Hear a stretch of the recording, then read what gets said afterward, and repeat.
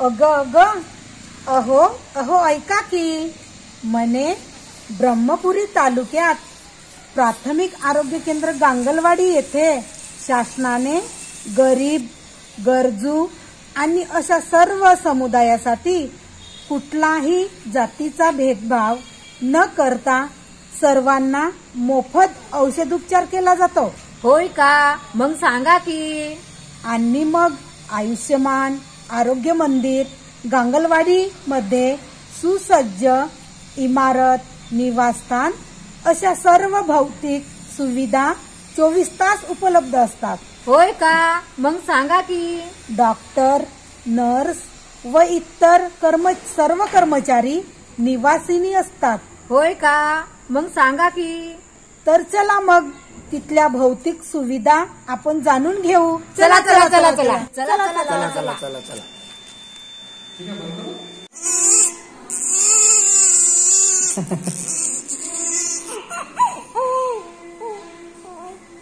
आणि थोपटल्याशिवाय आवाज निघाल्याशिवाय खाली ठेवायचं नाही. तसं नाही केलं तर तुझ्या बाळाला धोका होऊ शकतो. म्हणजे तुम्ही मॅक्झिमम तुम्हाला 5 होते. या पार्लरमध्ये डोकं ठेवायचं सरळ लाईन काय झालं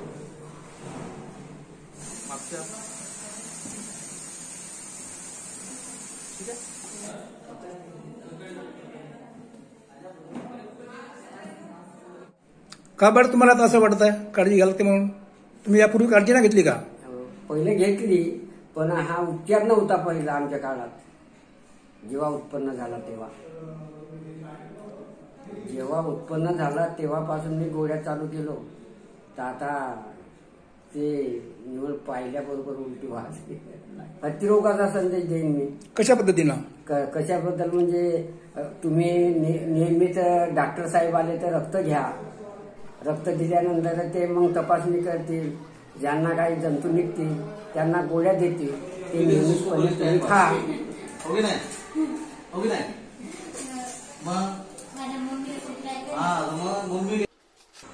सर, इथं आपल्या दवाखान्यामध्ये कुठल्या कुठल्या व्यवस्था आहेत आणि कशा पद्धतीने तुम्ही रुग्णांना सेवा देतात? इथे आपल्या प्राथमिक आरोग्य केंद्रावर प्राथमिक स्तरावरच्या सर्व आरोग्यविषयक सेवा, त्याच्यामध्ये वयोवृद्धांना आपण बीपी शुगरच्या गोळ्या मोफत दिल्या जातो. त्यांना दर आठवडी आपण बीपी तपासणी तसेच शुगर तपासणी करून त्यांच्या गोळ्या ह्या पुन्हा पुन्हा आपण त्याला नियमित योग्य प्रकारे उपचार केला जातो. तशाच प्रकारे आपण लहान बालकांचे सुद्धा आपण इथे म्हणजे उपचार केले जाते. त्यामध्ये आमच्या प्राथमिक गांगलवाडी इथे इमारतीमध्ये आम्ही इथे डिलिव्हरी महिन्यातून 5, 6, 7 अशा डिलिव्हरी होत असतात. आम्ही इथे डिलिव्हरीची सुविधा देत असतो. त्याचप्रकारे नंतर डिलिव्हरी झाल्यानंतर लसीकरणाची सुविधा सुद्धा आम्ही इथे प्राथमिक केंद्राला देत असतो. त्यानंतर आम्ही डिलिव्हरी झालेल्या मातेला आम्ही मोफत हे 3 दिवस ऍडमिट असते तेव्हा मोफत जेवणाची सुद्धा व्यवस्था केलेली आहे. किती लोकांना सर म्हणजे जेवण देतात? म्हणजे पेशंट सोबत जो व्यक्ती असतो त्यांना पण मिळते का जेवण? मातेला आणि मातेसोबत असलेले जे नातेवाईक असते, तिची आई किंवा सासू किंवा घरचे कोणी नातेवाईक, त्यांना आम्ही सुद्धा जेवणाची व्यवस्था केलेली आहे. त्याचप्रमाणे इथे आम्ही कुटुंब कल्याण शस्त्रक्रिया सुद्धा केली जातात. कुटुंब कल्याण शस्त्रक्रियेमध्ये पुरुष नसबंदी शस्त्रक्रिया तसेच स्त्री नसबंदी शस्त्रक्रिया ह्या दोन्ही शस्त्रक्रिया आम्ही इथे उत्तम प्रकारे पाळत आहोत. मागच्या वर्षी सुद्धा आम्ही 100% उद्दिष्ट कुटुंब कल्याणाचे पूर्ण केलेले आहे. भरपूर प्रकारच्या रक्त तपासण्या केल्या जातात इथे. सीबीसी, एलएफटी, केएफटी, थायरॉइड, त्याचप्रमाणे शुगर तपासणी, ट्युबरकल मार्कर ह्या विविध प्रकारच्या आम्ही तपासण्या इथे प्रयोगशाळेमध्ये केल्या जातात. तसेच प्रकारे प्रयोगशाळेमध्ये DMC आमचा सेंटर आहे. त्यामध्ये आम्ही थुंकी नमुने घेतले जातात. संशयित जे TB रुग्ण असतात टीबीचे जे रुग्ण असतात त्यांना आम्ही संशयितचे थुंकी नमुने घेतो आणि ते इथे चेक केल्या जातात. तशाच प्रकारे आम्ही इथे BS blood collection for malaria हे सुद्धा तपासणी केली जाते. तशाच प्रकारे आमच्या केंद्रामध्ये हत्तीरोग पथक केंद्र सुद्धा आमच्या इथे ची सुविधा आहे.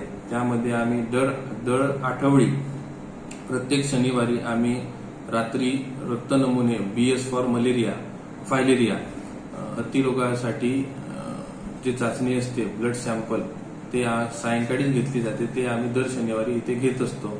तशाच प्रकारे ज्यांना जे हत्ती रुग्ण आहेत ग्रस्त आहेत जे आहेत त्यांना आम्ही MMDP क्लिनिक असते. MMDP क्लिनिकमध्ये पाय धुण्याचा कार्यक्रम म्हणून असते तर ते आम्ही तिथे पूर्णपणे पाळल्या जातात. तशाच प्रकारे जे लेप्रसीचे पेशंट असतात कुष्ठरुग्णाच्या पेशंट आम्ही इथे शोधत असतो. आमचे आरोग्य सेवक तसेच आरोग्य सेविका हे गावागावात जाऊन आरोग्य सेवा देतात व कुष्ठरोगाच्या रुग्ण शोधून काढतात. शोधल्यानंतर आम्ही शासनामार्फत त्यांना मोफत प्रकारे औषधी व उपचार दिल्या जातात. TB व कुष्ठरोग यांचे क्षयरोग व कुष्ठरोग यांचे मोफत उपचार हे शासनामार्फत सुविधा पुरवल्या जातात. त्याच प्रकारे त्याच्यानंतर कुष्ठरोगामध्ये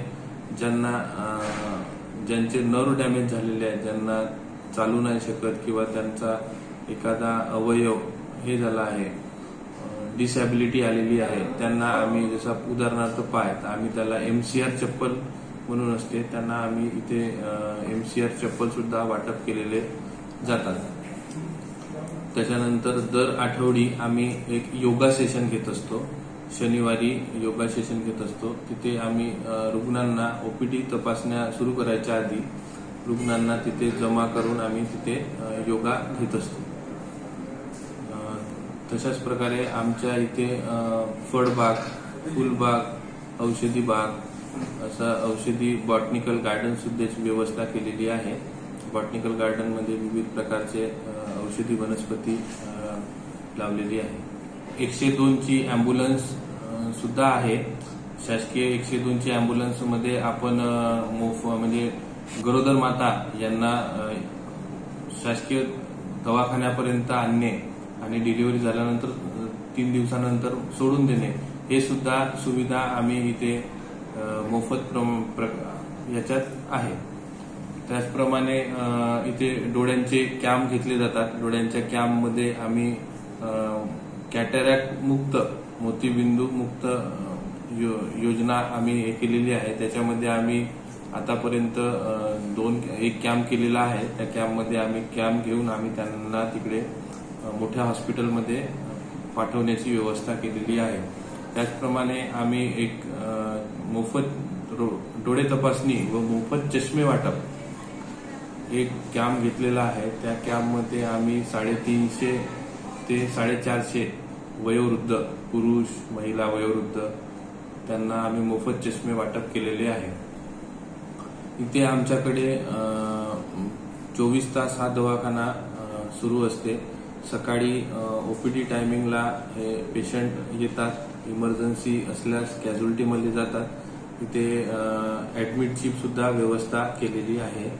सर, OPD टाइम कितीचा असतो? OPD टाइम सकाळी 8 ते 12 पर्यंतचा टायमिंग आहे. सायंकाळी 4 ते 5. सर, जी अँब्युलन्सची सुविधा आहे त्यांना काही भाडं वगैरे द्यावं लागतो का? गरोदर माता किंवा स्तन माता यांना कोणत्याही प्रकारचा भाडा किंवा डिझेल खर्च लागत नाही. हे पूर्ण शासकीय याच्यामध्ये मोफत प्रकारे याच्यात केला आहे आणि आम्ही ते प्रत्येक मातेला त्याचा लाभ देतो. 60 वर्षावरील किंवा 45 वर्षावरील जे रुग्ण आहेत OPD मध्ये आलेले किंवा ज्यांना हृदयाचे त्रास आहे, नवीन त्रास असलेले किंवा जुने त्रास असले त्यांना आम्ही इथे ECG मशीनची सुद्धा सुविधा आहे. आम्ही त्या ECG मशीन लावून आम्ही त्यांना प्रॉपर डायग्नोस करून त्यांना समोरच्या वरच्या सेंटरला पाठवत असतो. वयात आलेल्या मुली त्यांना आम्ही महिला डॉक्टरकडून समुपदेशन करवून घेतल्या जाते. तशाच प्रकारे आमच्या इथे एक आयुर्वेदिक ओपीडी सुद्धा असते, आयुष ओपीडी. तिथे आम्ही आयुर्वेदिक गोळ्या, आयुर्वेदिक उपचार हे आम्ही त्यांना देत असतो, सांगत असतो, समुपदेशन करत असतो. तशाच प्रकारे आमच्या इथे हिरकणी कक्ष सुद्धा आहे. विशेष म्हणजे जे माता असतात त्यांना बाळांना दूध पाजण्यासाठी विशेष एक खोली केली जाते, त्याला हिरकणी कक्ष किंवा स्तनपान कक्ष असे म्हणतात. त्याची सुद्धा व्यवस्था आमच्या प्राथमिक केंद्रामध्ये आहे. प्राथमिक केंद्रामध्ये सर्व कर्मचाऱ्यांना राहण्यासाठी मागे क्वार्टर्सची सुद्धा व्यवस्था आहे आणि आमची ही पूर्ण इमारतमध्ये पूर्ण CCTV कॅमेरा फिक्स केलेले आहे. त्याच्यामुळे आम्हाला इथे कोणतेही काही हे झाल्यास आम्हाला पूर्ण कॅमेरामध्ये बघता येते. ही आमच्याकडे सुविधा मागील 2 ते 3 वर्षापासून आम्ही सुरू केलेली आहे. तशाच प्रकारे आता नवीन आम्ही आजकाल सगळं डिजिटल फॉर्म भरायचे असतात, डिजिटल गुगल शीटवर माहिती भरायची असते. त्यामुळे आमच्याकडे मोफत ऑप्टिक फायबर ऑनलाईन इंटरनेट सुविधाची सुद्धा व्यवस्था केलेली आहे. मी सर्व नागरिकांना कळकळीची विनंती करीत आहोत की ग्रामीण व शहरी भागासाठी रुग्णालयाची व्यवस्था केलेली आहे.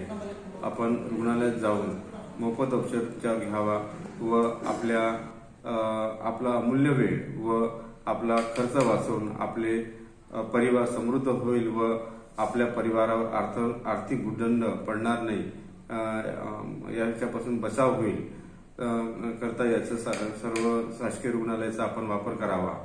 तसेच शासकीय योजनेचा लाभ घ्यावा. उदाहरणार्थ जननी सुरक्षा योजना, जननी शिशु सुरक्षा कार्यक्रम यामध्ये आपण गरोदर मातांना तसेच 1 वर्षाखालील बालकांना आपण रुग्णालयात पोहोचवण्याची व्यवस्था करतो. तसेच उपचार झाल्यानंतर आपण त्यांना घरी सोडण्याची पण व्यवस्था करीत असतो. त्याच्यानंतर आपण प्रधानमंत्री मातृवंदन योजना या योजनेअंतर्गत आपण पहिल्या अपत्याकरिता आपण ₹5,000 गरोदर मातांना आपण लाभ देत असतो. तसेच दुसरी मुलगी जर झाली असेल तरी आपण त्यांना ₹6,000 आपण लाभ देत असतो. तसेच मानव विकास कार्यक्रमाअंतर्गत आपण दुसऱ्या खेपेच्या महिलांना आपण ₹4,000 आपण त्यांना देत असतो.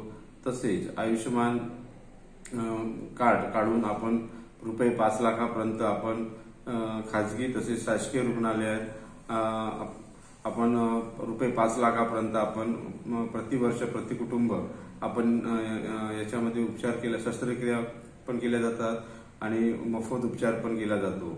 तर आपण सर्व जनतेला माझी कळकळीची विनंती आहे की आपण शासकीय रुग्णालयात जाऊन मोफत उपचार तसेच आर्थिक लाभाच्या योजनेचा आपण लाभ घ्यावा. तसेच जे कुष्ठरुग्ण आहेत, क्षयरुग्ण आहेत, सिकलसेलग्रस्त रुग्ण आहेत, या रुग्णांकरिता पण शासकीय योजना शासनाने दिलेली आहेत. त्या सर्व शासकीय योजनेचा आपण लाभ घ्यावा. तसेच आपण BP, शुगर या आजारांनी जर ग्रस्त असाल तर आपले उपकेंद्र तसेच प्राथमिक आरोग्य केंद्र स्तरावर नियमित आपण BP, शुगरची तपासणी करावी व उपलब्ध औषधी साठा आपल्या सर्व उपकेंद्राला आणि प्रहाकेंद्राला केलेला आहे. तर त्या औषध उपचाराचा वापर करून आपण सर्व जनतेने निरोगी आयुष्य जगावं. धन्यवाद.